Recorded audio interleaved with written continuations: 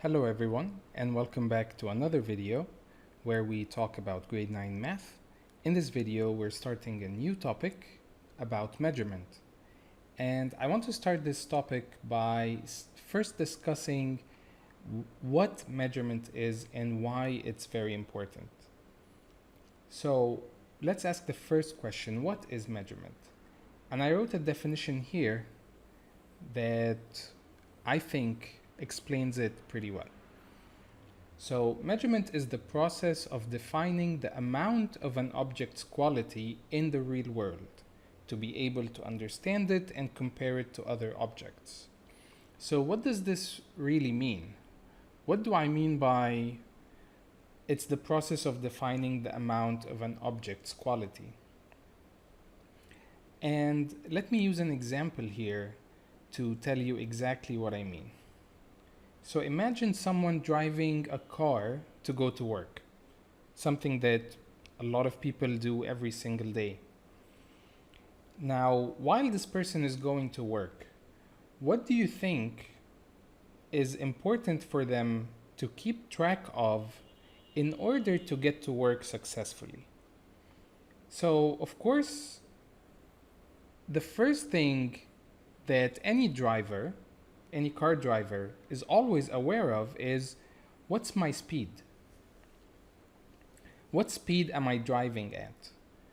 Because if I'm driving over the speed limit on a road, I could get fined, or I could be stopped by an officer. Well, that would delay me or make me pay money that I don't need to pay. Either way, I'll be hurt by not paying attention to my speed. And to be able for the driver to understand and compare their speed to the speed limit of a road, they need to know, well, if the speed says 200 or 100, what is that? Is it 100 meters per second or 100 kilometers per hour? Like, what does that number really mean? And that's why units are very important in measurement. So that's one thing that's very important to remember. Is there any other thing that the driver needs to pay attention to? Well, of course. They need to pay attention to the distance that they're traveling. How far away is my home from work? Because that would put a lot of, that would impact how much time it takes me to get to work. When do I need to leave the house? Another very important factor is, how much gas do I have in the tank? Am I almost empty? Because if my gas tank goes empty on my way to work, I can't drive anymore, right? And again, my car, if I'm the driver, I know that my car takes either like 20 liters of gas or 10 gallons or whatever. So I still need to know the units of how much gas I have in order to be able to decide if I need to pass by a gas station first on my way to work or not. I also need to pay attention to the time. How much time do I have left to get to work? What time is it now? When did I wake up? What time is work? And if I don't know the time in minutes and hours, then I have no idea what the numbers on my phone or in my watch are saying. I also need to pay attention to the engine temperature, right? If my engine overheats on my way to work because it was like a super sunny day, for example, then again, my car is gonna stop working and I'll be delayed. I won't be able to get to work.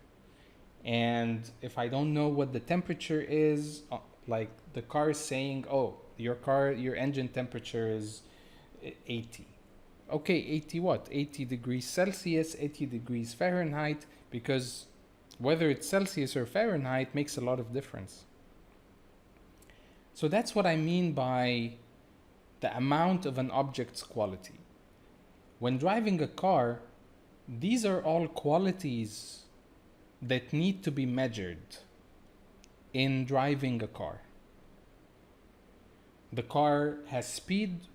When I'm driving it, it goes a distance. It has its gas tank has a certain capacity, volume that it can take. It takes a certain amount of time to drive a car from one point to another, and the temperature of the engine always matters and keeps changing depending on how much I'm using the car at a single time, what the temperature of the outside environment is. So these all become qualities in driving a car, and they all need to be measured properly in order to make the action of driving a car successful. And that applies to everything in real life. If I don't know the units of everything I'm measuring, then none of the numbers will make sense. Okay? Every measurement needs proper units. And without that, nothing is going to get done in the real world. All right, so I just wanted to introduce the philosophy of measurement first, and then we'll get to more technical stuff in the next video. We'll talk about units, the different types of unit measurements and unit conversions. So I hope this video was useful as an intro. Please do subscribe, like, share this video, and I'll see you in the next one.